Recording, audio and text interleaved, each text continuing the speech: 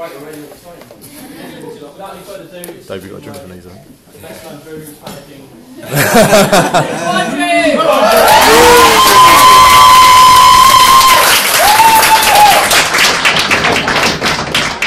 So excited that I'm actually shaking.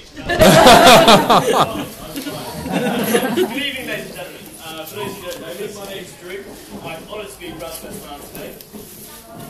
Unfortunately, I can't speak for long because of my health. You see, no, wait, there's a good reason. Tim has threatened to kill me if I speak for too long.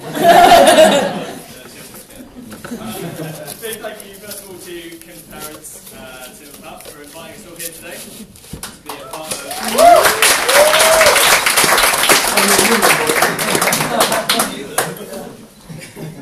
And I'd also like to thank the bridesmaids. They've done a fantastic job today and look absolutely amazing. I'm sure you'll agree. Then there's the ushers, the handsome and dashing ushers. Oh yeah, no, you're right. But actually, I'm quite surprised to say I'm still sober. So let's see how I was at that. Brad actually had a tough decision deciding which of his friends are capable of making the hard choices of where people will sit inside the church. So, obviously, last but not least, Kim, got to say you look breathtaking today, and Brad is a lucky, lucky man.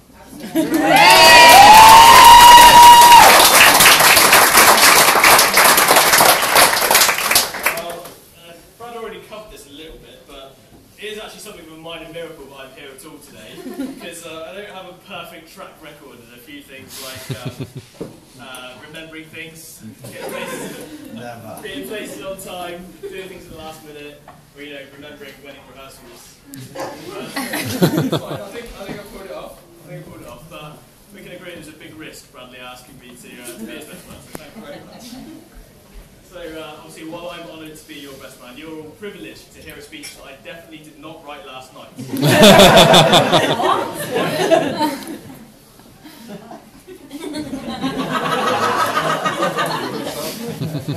So yeah, well, it is an honour, so I thought I would put a decent bit of time and effort into working out what I was going to say today, and figure out what the job of best man involves. And obviously, the speech is first most on that.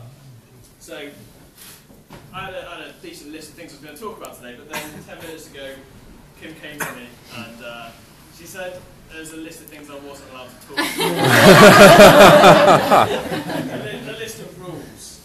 So I wasn't allowed to swear. Not allowed to tell any lies. On there. And not allowed to tell any embarrassing stories about Brad.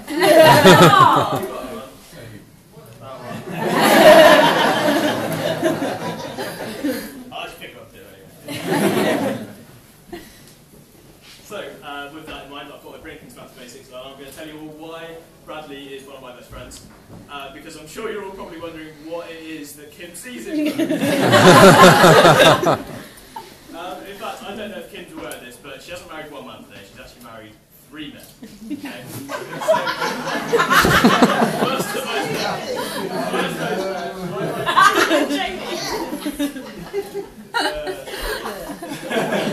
they're all some sort of Bradley. Right, first of all, I'd like to call Bradley the Good. Okay? So, there's no shortage of stories extolling the virtues of Bradley Freeman. Stories about his dedication, like the time when he downed 2 solid litres of chocolate milk on a £2 bet. Oh, that's funny. Or the time he shaved a bowl in the top of his head completely, dyed his eyebrows permanently grey for an OAP fancy dress party. Or even the time on our stag do in Amsterdam, where Brad took on the personality of the inflatable horse he was wearing, and decided to charge me to the ground every 10 minutes.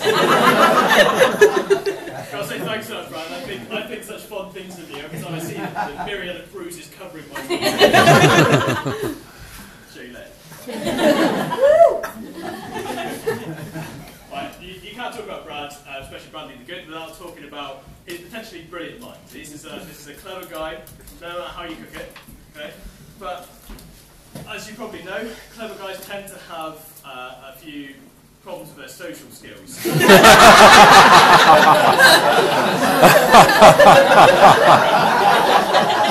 was going to say that Bradley's social skills are unique.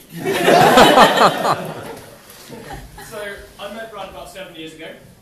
I remember what he was wearing. He was wearing a T-shirt with the logo of his favourite computer chip company.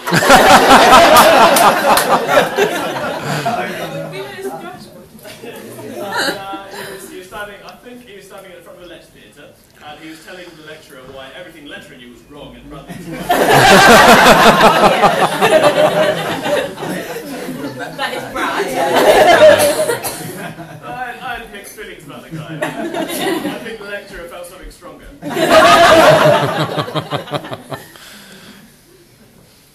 Okay. I also remember him banging on for hours about something called Linux and telling me Bill Gates was evil. I've even seen him on a London Underground train trying to convince an entire carriage of passengers why Linux is such a good thing. I don't really know what it is, but... Yeah. So, Bradley the Good has a bit of a hero streak in him as well. He's even gone as far as to put out a house fire before. Now, what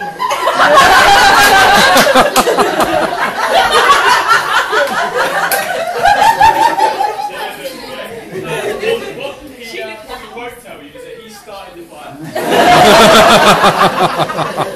What he definitely won't tell you is that he started the fire by putting a pizza inside the Domino's pizza box into the oven.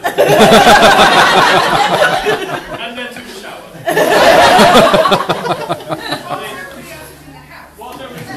I think his housemates were probably horrified when he extinguished the fire, not because of the fire itself, but because of the naked Bradley. The naked Bradley extracting the flaming pizza from the oven with his towel.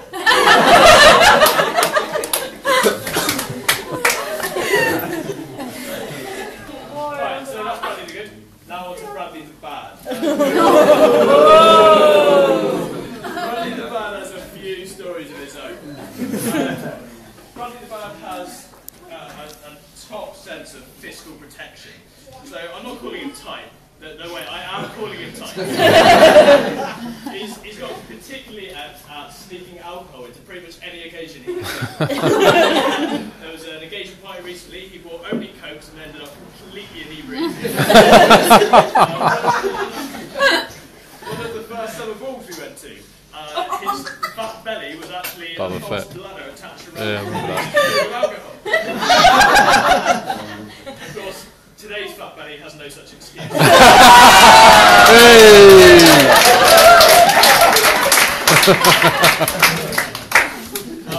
Bradley the Bad has a pretty wicked sense of humour, and unfortunately I've been subject to a few of his pranks in the past.